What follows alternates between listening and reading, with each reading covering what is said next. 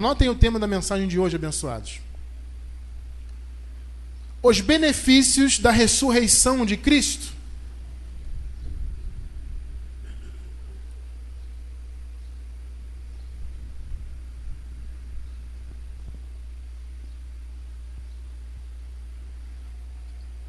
Nós costumamos falar muito da morte do Senhor, né? Claro, temos que falar. Tudo começou na morte. Mas às vezes eu sinto que a gente fala muito pouco da ressurreição, né? Nós temos que falar mais da ressurreição. Muito mais. Os benefícios da ressurreição de Cristo. Vamos iniciar nossa mensagem de hoje com o livro histórico de Mateus, capítulo 16, verso 6. Marcos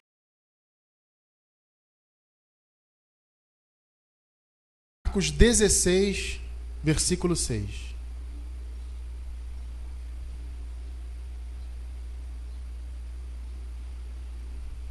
Vamos ler? Vamos lá então. E porém lhes disse: não vos atemorizeis, buscais a Jesus o Nazareno, que foi crucificado. Ele ressuscitou, não está aqui. Eis o lugar onde o puseram. Oremos. Senhor Jesus Cristo, eu agradeço, meu Pai, por estarmos aqui mais uma vez. Agradeço porque o Senhor tem permitido nós realizarmos os nossos sonhos. E eu tenho certeza, meu Deus, que esse é apenas o começo. Isso tudo que tem acontecido é o início de uma grande jornada, Pai, de libertação de vidas, de transformação, Pai, de mentes. Estamos aqui, somos usados pelo Senhor para transformar a mente das suas ovelhas, daqueles que foram escolhidos pelo Senhor desde antes da fundação do mundo. Meu Pai, muito obrigado por essas vidas preciosas que estão aqui no salão, por aqueles também tão preciosos quanto que estão agora na internet acompanhando e recebendo essa palavra, Pai. Muito obrigado, em nome do Senhor Jesus Cristo. Amém. Santíssima Igreja de Cristo, povo santo e amado, abençoados com toda sorte de bênçãos, mais que vencedores, amados de Deus, eleitos pela vontade de Deus. Como eu disse agora há pouco, nós costumamos falar muito sobre a morte de Jesus. Muito. E claro, por quê? Porque a morte de Jesus foi o início da graça. Foi onde tudo começou, no que tange a salvação, né? Então nós temos mesmo que falar, que exaltar é a palavra. Por isso que Paulo, inclusive, chama a graça de palavra da cruz, né? Por quê? Porque o evangelho da graça, ele exalta o que foi feito na cruz.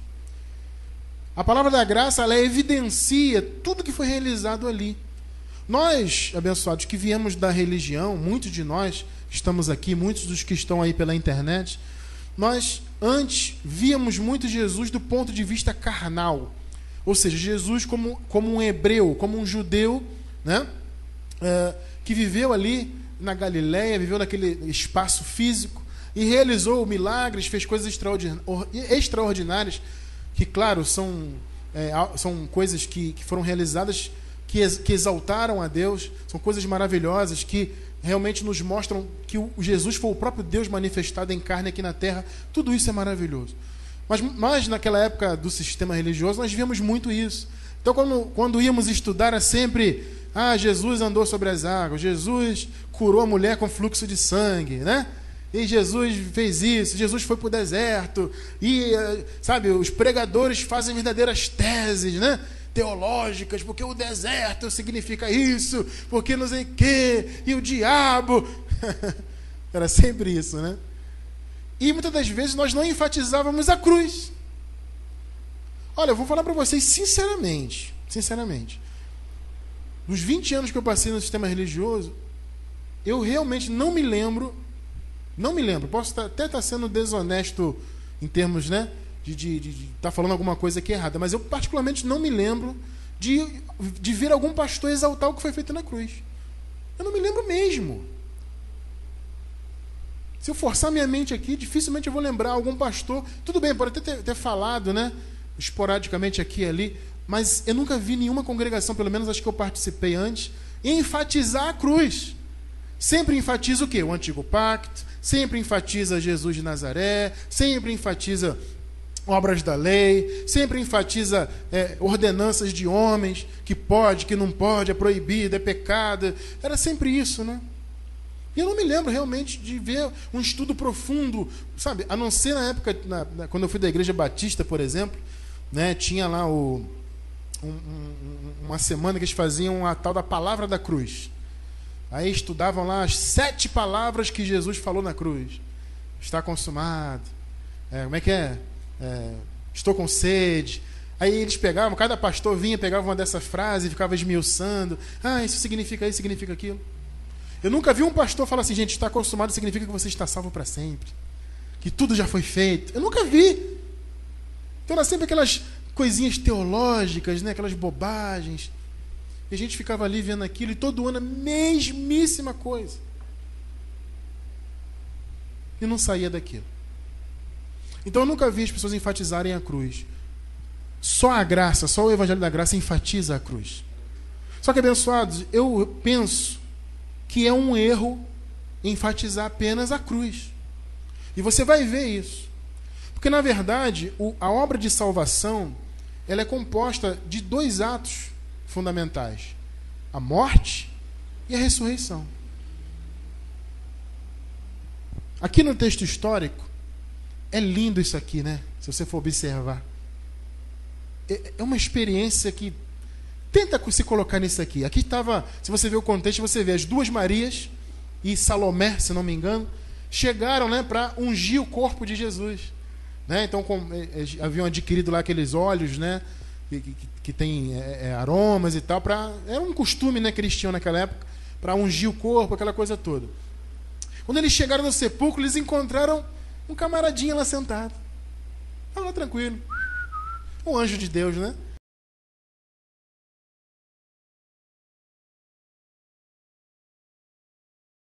Manifestação do anjo de Deus ali. Elas chegaram, como é que a gente vai tirar a pedra? Aí olhou, mas já está removida. Vamos entrar, curiosidade, né? Vamos ver, falou, foi crucificado, ressuscitou. Olha que frase linda. Não está aqui. 3 dias depois ele não estava mais lá. Porque havia uma promessa de ressurreição. Então aqui foi o cumprimento da obra plena de Cristo. Por isso temos que enfatizar sim a ressurreição, porque a ressurreição fecha toda a obra. Amados, vejam bem, a base do cristianismo, eu não gosto de usar muito essa coisa de ismo, né? Ismo, os ismos não são muito bons, né? Cristianismo, de maneira geral, é preconceituoso, é nojento. Estou falando de cristianismo religioso, né? Chamado de cristianismo.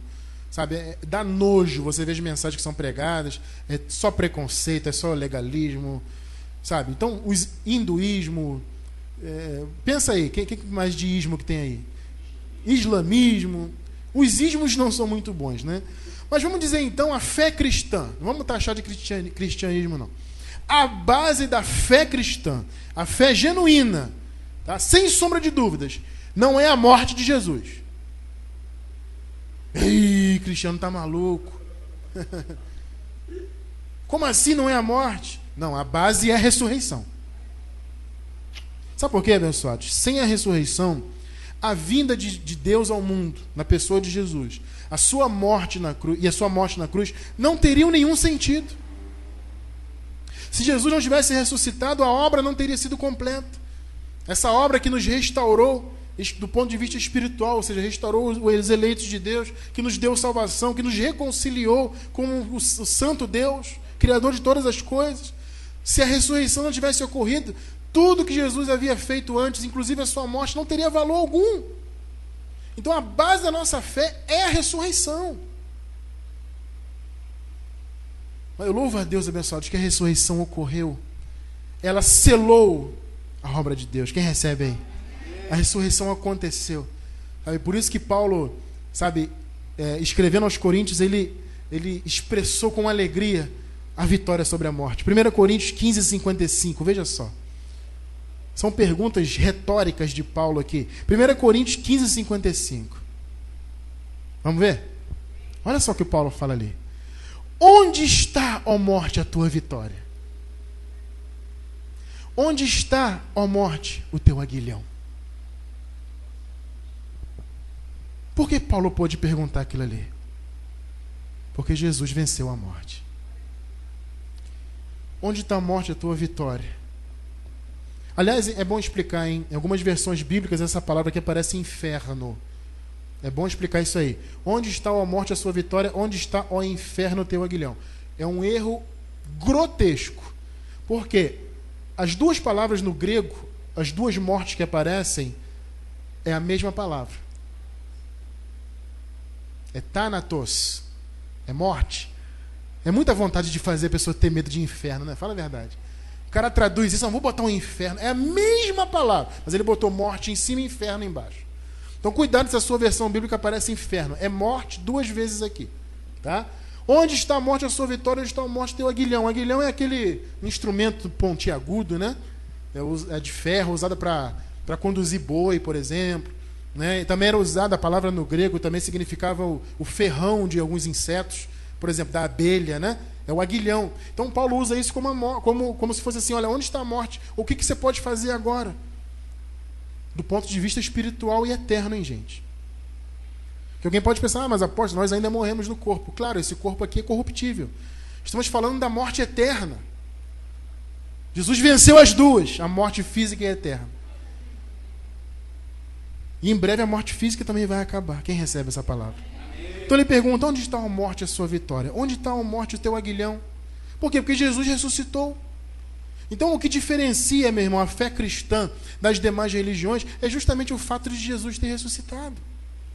Porque os outros conhecidos líderes religiosos, eles não ressuscitaram. Não há nenhum tipo de relato em relação a isso. Ao contrário, né? Seus túmulos estão por aí espalhados.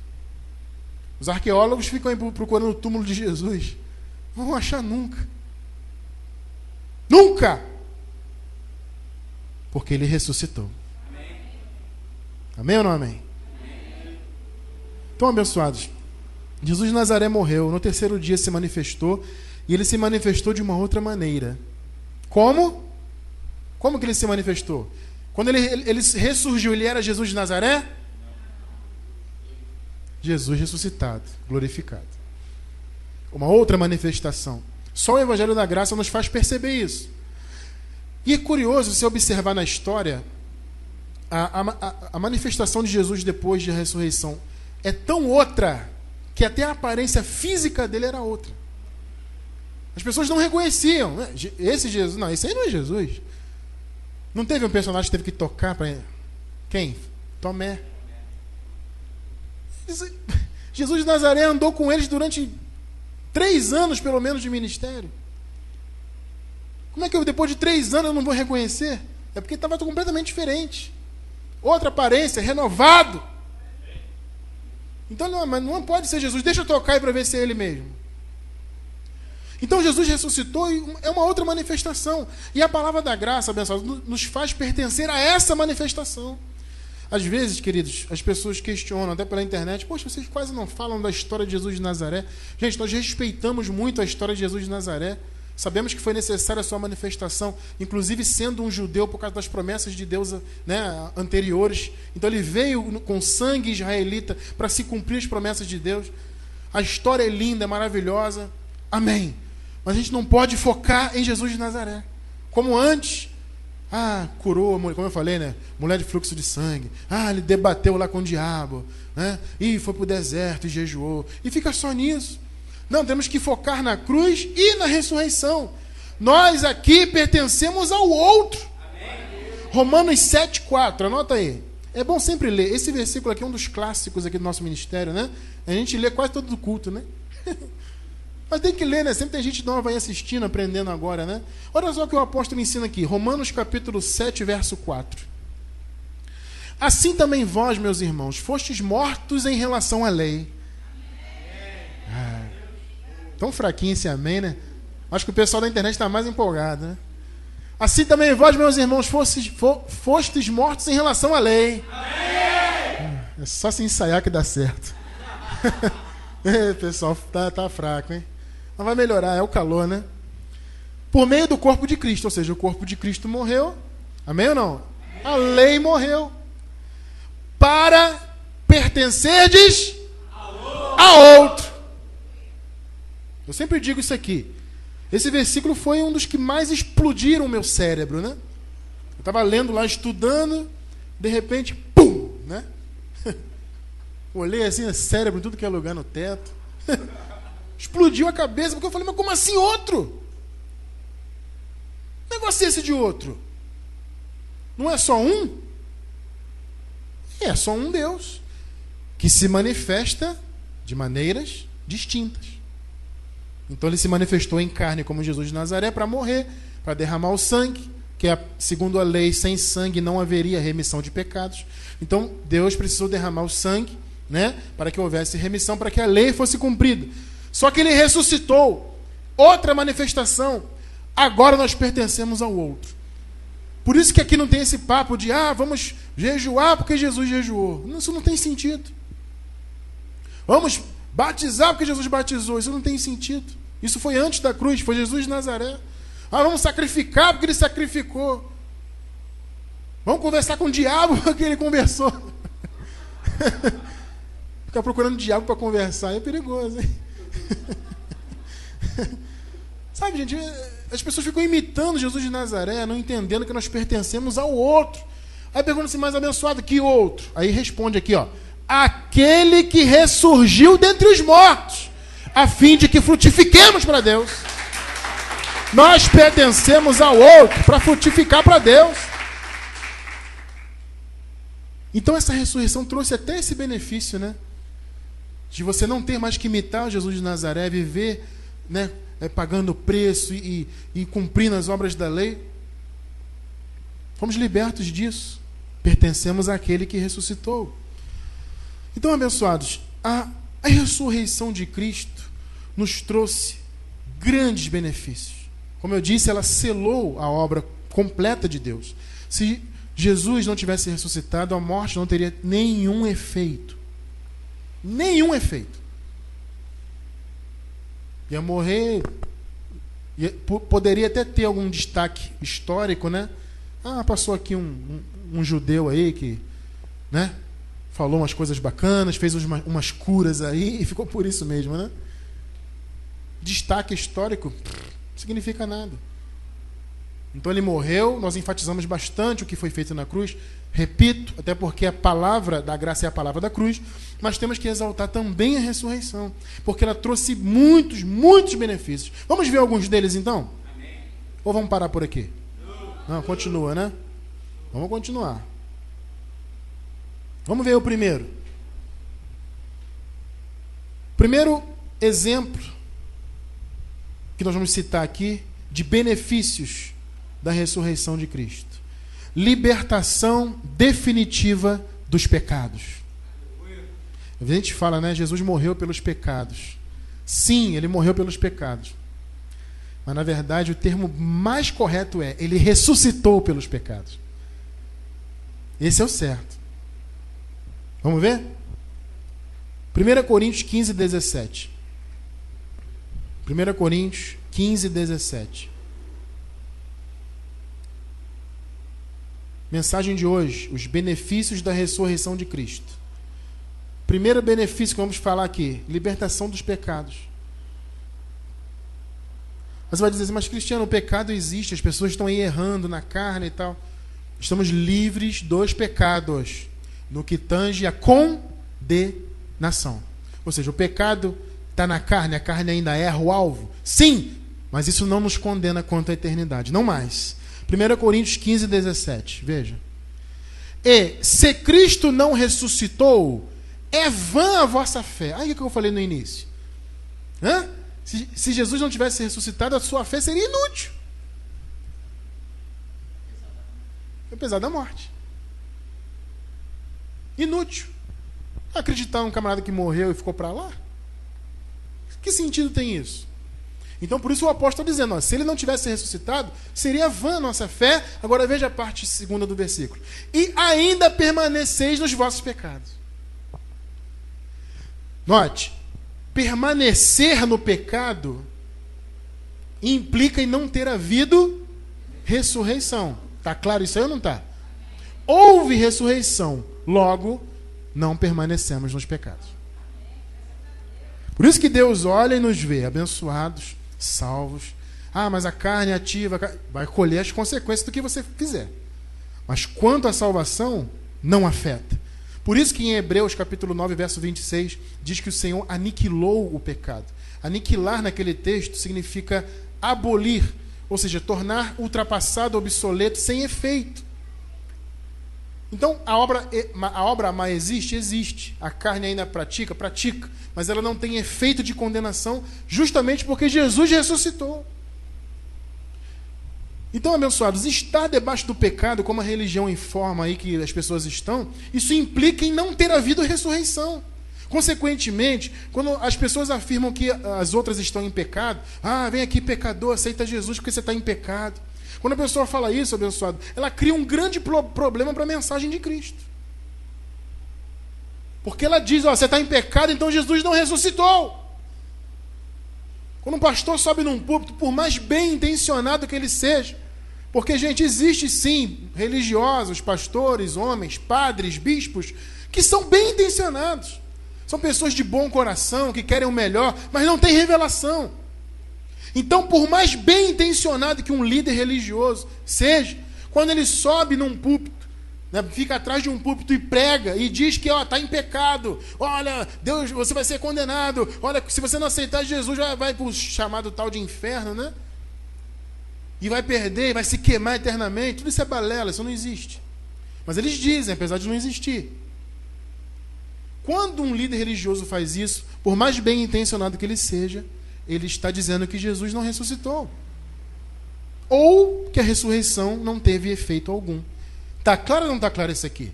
Se Cristo não ressuscitou, Paulo está argumentando isso aqui porque havia essa conversa naquela época lá. Negócio de ressurreição não existe. Havia esse papo lá. Ele, opa, Coríntios, espera aí, que negócio é esse aí que estão dizendo aí? Paulo, estão dizendo aí agora que ressurreição é mito. Aí ele falou, olha, se Cristo não ressuscitou, então vocês estão ainda nos pecados. Então Paulo condicionou o fato de não estarmos em pecado à ressurreição de Cristo. Então, qual o primeiro benefício que estamos tratando hoje? Os benefícios da ressurreição. Libertação dos pecados. Se Jesus tivesse morrido e não ressuscitado, não teria efeito algum. Por isso que eu falei no início, é bom exaltar a ressurreição. Vamos ver o segundo ponto? Vamos lá. Segundo benefício que vamos tratar hoje da ressurreição. Certeza da vida após a morte do corpo. Certeza da vida após a morte do corpo. Eu fico pensando na pessoa que se declara ateu. Não crê em Deus, Deus não existe. É uma vida muito triste, né? É triste. Não tem esperança de nada. A vida é um acaso. Estou aqui por acaso. Explodiu lá, não sei o que lá, não sei quantos bilhões de anos. Também não se sabe quem explodiu, o que aconteceu para lá. Foi do nada, né? Aí explodiu, o universo foi expandindo. Não tem ninguém no controle disso. Foi expandindo porque ele quis, né? Aí o universo foi. Aí chegou aqui, formou-se o sistema solar, etc. Aí o homem, né? Aí surgiu a primeira vida. Ninguém sabe como é que surgiu. Mas dizem que foi por acaso. Tudo bem, foi por acaso. Aí pensa o quê? Não, minha vida é um acaso. Estou aqui por acaso. Que vida triste, né? Não tem esperança de nada. Não tem futuro. É muito triste a pessoa que não crê em Deus. Os ateus, em sua maioria, são orgulhosos, né? Bater no peito. Eu que estou liberto, eu que sou livre. Eu não creio em Deus, então eu vivo minha vida aí. Meu irmão, se você é ateu, você vive uma vida triste, cara. 1 Coríntios 15, 19. É triste não ter esperança. É triste olhar para o futuro e não ver nada. 1 Coríntios 15, 19. Olha só o que a palavra diz aqui. Se esperamos em Cristo só nesta vida, somos os mais miseráveis de todos os homens.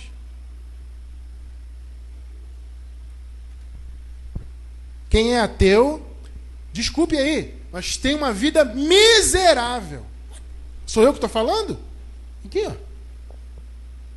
Se você espera em Cristo só nessa vida, se Cristo é só nessa vida carnal, não tem futuro, não tem uma vida depois, você é miserável. A ressurreição do Senhor Jesus Cristo nos dá certeza de vida eterna. Amém. Porque o que se vê, meu irmão, fisicamente, é passageiro. Você lê o capítulo 8 da carta aos Romanos, você lê o capítulo 8 todo, você vê Paulo falando do que é passageiro. Às vezes é evidente que nós nos focamos muito no que é físico, né? Porque estamos aqui, as coisas são palpáveis fisicamente. Então a gente foca muito no físico. Mas o físico é passageiro. O real é o espiritual. Esse é o real. Agora, se a pessoa espera em Cristo só na vida, sem ressurreição, crê que é uma vida depois, é miserável.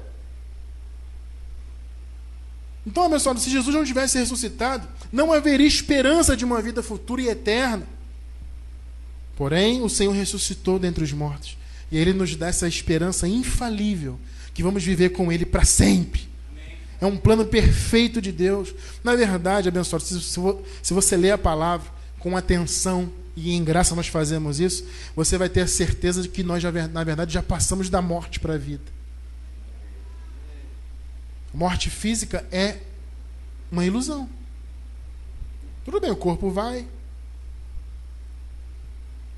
Mas quem não tem esperança de uma vida futura?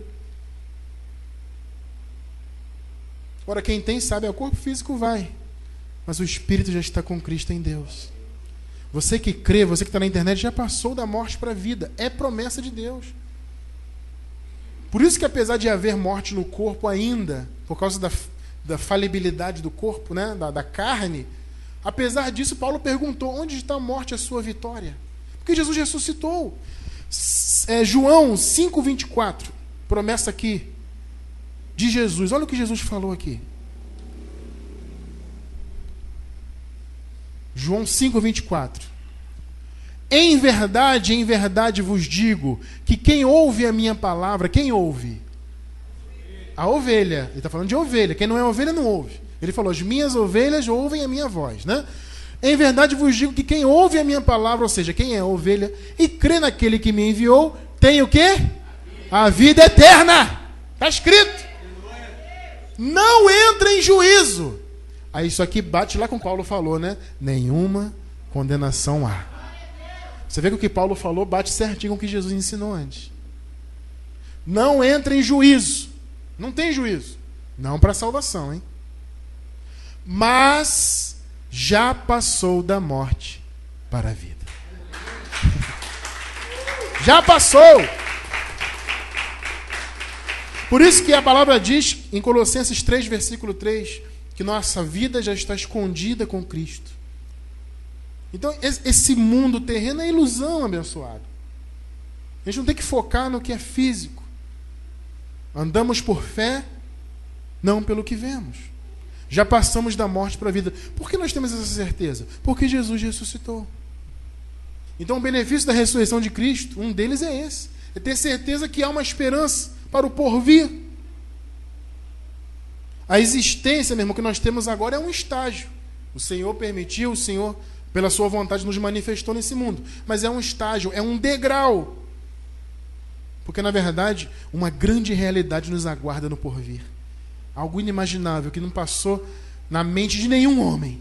Romanos 8, 18. Romanos 8, 18. Olha só o que o apóstolo fala aqui. Pois para mim tenho por certo. Ou seja, o apóstolo tinha o quê? Certo, certeza. É isso aqui que falta aí na religião. Pergunta para uma abençoada. Eu falo isso com todo respeito, tá, gente? Eu não estou aqui debochando das pessoas, não. É com respeito que eu falo. Pergunta a alguém que é religioso se ele está salvo. Que isso, irmão? Tem que pagar o preço. Tem que lutar muito. Não é culpa. Quem fala isso não é da pessoa. É de quem ensinou para ela isso. A Bíblia está dizendo, olha, se você crê, ou seja, você é uma ovelha, se você ouve, você já passou da morte para a vida. Aí vem um religioso, se diz que é padre, que é líder, que é bispo, que é apóstolo, que sei lá o que ele é, e diz que perde salvação. A Bíblia falando outra coisa aqui, ó. Pois para mim eu tenho por certo. Por certo. Só o Evangelho da Graça te dá essa certeza aqui. Eu tenho por certo que as aflições desse tempo presente. Aí eu te pergunto, tempo presente, Paulo está se referindo a quê? A vida carnal. É o nosso tempo presente, quando você nasceu até o corpo se desfazer e morrer. Pois para mim tenho certo que as aflições dessa vida, desse tempo atual, não se podem comparar com a glória que em nós há de ser revelada. É uma promessa para uma vida futura, eterna, meu irmão. A ressurreição trouxe isso. Trouxe certeza de uma vida posterior à vida carnal. Quem quer mais? Amém. Terceiro ponto, vamos tratar hoje, benefício da ressurreição de Cristo. Ressurreição e vida no Espírito. Vamos ver? Terceiro benefício, estamos tratando hoje. Ressurreição e vida, mas aonde? No Espírito. Efésios 2:6. Efésios 2, versículo 6. E nos ressuscitou, olha aí, ó. Juntamente com Ele, e nos fez assentar nos lugares celestiais em Cristo. Paulo está falando, obviamente, da ressurreição espiritual. Mas eu tenho a notícia para vocês. Quer ouvir ou não quer? Isso aqui, para nós, sinto muito. Ih, pastor, vou perder a salvação então? Tem algum sentido dizer que eu ressuscitei espiritualmente? Não. É interessante isso aqui. Quando Paulo fala nos ressuscitou, ele está se referindo a quem? Para quem que ele escreveu essa carta? Não, tudo bem, para os Efésios, mas para quem? Para a igreja daquela época. Antes da cruz. Ele escreveu depois da cruz, mas ele escreveu para pessoas que nasceram antes da cruz. As pessoas que nasceram antes da cruz, antes da obra realizada, elas nasceram mortas espiritualmente. Por causa do pecado. Você entende por que Deus não habitava no povo naquela época? Você entende por que não havia relação como nós temos hoje com Deus, direta? Tudo era através do templo, tinha que ter um sacerdote, sumo sacerdote, e oferecer sacrifício, e tomar banho de água, e passar óleo, fazer não sei, tudo. E mesmo assim era uma relação com Deus muito, muito deficitária, muito longe. Porque não havia espírito, o espírito estava morto, o pecado dominava de Adão. Então quem nasceu naquela época nasceu morto espiritualmente. Aí quando chegou na cruz, Jesus fez o quê? Os ressuscitou juntamente com ele. Quando ele ressuscitou, espiritualmente o povo de Deus ressuscitou. Veja bem, nós que nascemos depois da cruz já nascemos vivos. Você já nasceu com o espírito vivificado. Então você já nasceu sentado em lugares celestiais. Que palavra, meu irmão. Ah, mas apóstolo, eu não ressuscitei. Não, porque não foi preciso. Não é que o pessoal lá foi privilegiado e nós não fomos. Não é isso. É porque não foi preciso. Só ressuscita quem está morto. Está claro isso? O povo antes da cruz, espiritualmente, estavam mortos. Então Jesus ressuscitou e os ressuscitou juntamente com ele. Nós já nascemos com a obra plena, completa. Já nascemos vivos. O que nos diferenciava era o entendimento. Só faltava isso para nós. E pela misericórdia de Deus, esse entendimento já se manifestou em nossa mente. Então o benefício da ressurreição de Cristo foi qual? Foi nos reconciliar, aí sim, a todos nós, tantos do passado, presente e futuro, todos foram reconciliados, e aqueles que estavam mortos espiritualmente antes da cruz foram ressuscitados. Nós nascemos depois da cruz, nascemos vivificados. Amém ou não amém? Amém. Glória a Deus por isso. As pessoas vivem aí buscando o Espírito Santo. Senhor, me unge com o teu Espírito. Um desespero atrás do Espírito. Ela já tem o Espírito. Nós já nascemos selados com o Espírito. O Espírito vivificado. Mas por falta de entendimento ficávamos buscando. Senhor, me unge. Desce. Não deixa o teu Espírito sair de mim. Como assim o Espírito sair? Isso não tem sentido. Não depois da obra consumada, não depois que o Senhor ressuscitou. Se hoje o Espírito se retirasse, abençoado, Deus teria falhado em sua promessa. Porque Ele prometeu que habitaria no seu povo. Note uma coisa, habitar é diferente de fazer visita. pessoas falam, né? O Espírito Santo, a pessoa até bem intencionada, né? Sobe lá no púlpito, né? Eu falo sobe no púlpito, não tem como, púlpito é isso aqui, né? Eu subir no púlpito, eu tenho que... é um termo meio errado, né? Acho que o púlpito não é isso aqui tudo, o púlpito é só isso aqui, né? Isso aqui é um palanque, eles chamam de altar, né? O que é altar? Altar está aqui, ó. Ou melhor, está aqui. E coração na Bíblia é a mente, né? O verdadeiro altar está aqui, ó. É o nosso espírito é o altar, é onde Deus habita, né? Mas as pessoas vêm bem intencionadas, sobem nos palanques das congregações e cantam lindamente: Senhor, não retire de mim teu espírito. Senhor, faz visita. Visita? Eu pergunto para você que está na internet, você visita a sua casa? Acabar a reunião aqui, amor? Vamos lá fazer uma visitinha na nossa casa. Depois a gente vai embora. Eu vou morar debaixo da ponte. O Espírito Santo não faz visita, ele mora, ele habita. Por quê? Porque Jesus ressuscitou. Está claro isso? Está entendendo os benefícios da ressurreição de Cristo? Vamos falar do último hoje? Tem muitos, vamos falar do último. Quarto e último de hoje, benefício da ressurreição. Falamos dos 3 primeiros, quais foram? Libertação dos pecados, foi por meio da ressurreição, hein? Certeza da vida após a morte. Terceiro, ressurreição espiritual, para quem viveu antes da cruz, vida, né? Para quem já nasceu depois.